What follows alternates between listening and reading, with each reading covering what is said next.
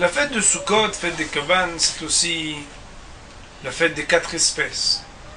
Ce fameux bouquet constitué, composé de myrte, cédra, de branches de palmier et de saules pleureurs, va être balancé aux 4 points cardinaux, et la halakha nous demande de les rassembler tous ensemble.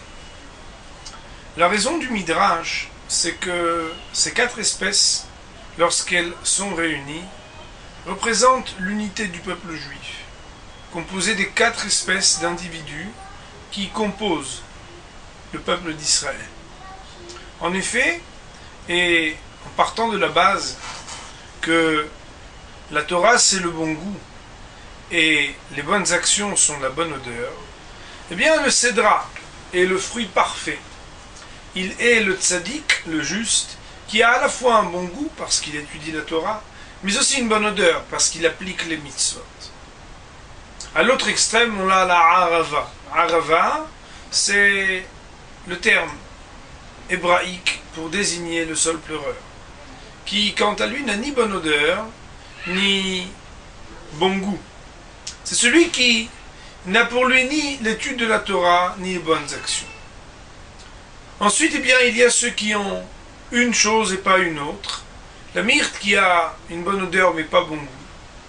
C'est-à-dire qu'elle a de bonnes actions, mais pas d'étude de la Torah. Et enfin, nous avons le loulav, cette branche de palmier, qui a bon goût mais qui n'a pas bonne odeur. C'est-à-dire, ce sont ceux qui étudient la Torah mais qui n'accomplissent pas les mitzvot.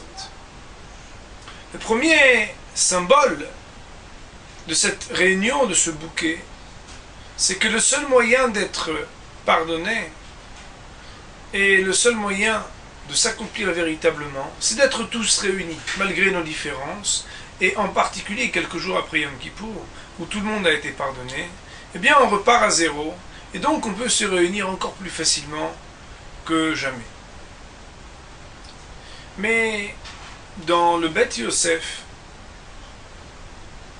qui est un des ouvrages de référence de la halakha, la raison qui est rapportée et qui justifie qu'on doive rassembler ces 4 espèces est une histoire qui est arrivée au Rabbeinu Menahem Rikanti, qui lui, eh bien, une fois avait reçu chez lui un hacham, un sage, prénommé Ravi Yitzchak.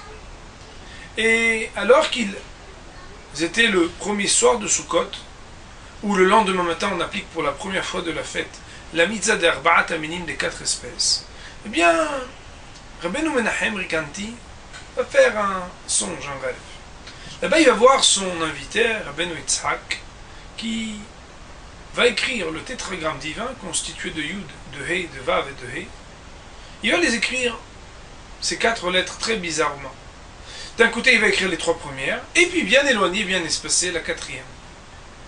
Alors, le Rav Menahem Rikanti de lui dire, mais qu'est-ce que tu fais? Et Rav Yitzhak de dire, c'est comme ça qu'on écrit chez nous le nom de Dieu.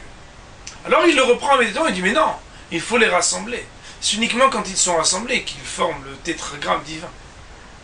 Et là, eh bien, il se réveille, et puis, le lendemain matin, à la synagogue, il voit quelque chose de très bizarre.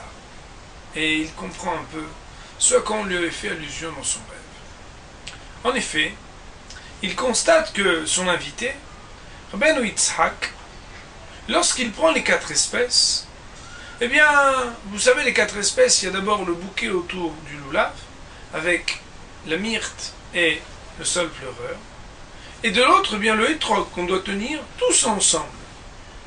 Seulement, Ravi Yitzhak, l'invité de Rav Rikanti, ne tient pas toutes les 4 espèces ensemble. Il tient d'un côté le loulav, la myrte et la arava et les saules pleureurs, et de l'autre, bien espacé, très éloigné, le hétrog. C'est ainsi qu'en le reprenant, il lui dit, mais c'est pas comme ça qu'on doit faire. Il faut les rassembler tous ensemble, qu'il a pu donc élucider et entendre l'allusion qu'on lui faisait dans son rêve. Cette allusion, bien sûr, révèle quelque chose de très profond. C'est que le fait de rassembler ces 4 espèces, puisque chacune d'entre elles, eh bien, le Midrash va lier chacune des espèces à quelque chose qui rappelle l'honneur d'Akadosh Baruch Hu, l'honneur de Dieu. C'est uniquement lorsqu'on les rassemble tout ensemble qu'on doit avoir aussi l'intention d'écrire quelque part et de lier les 4 lettres qui forment le tétragramme divin.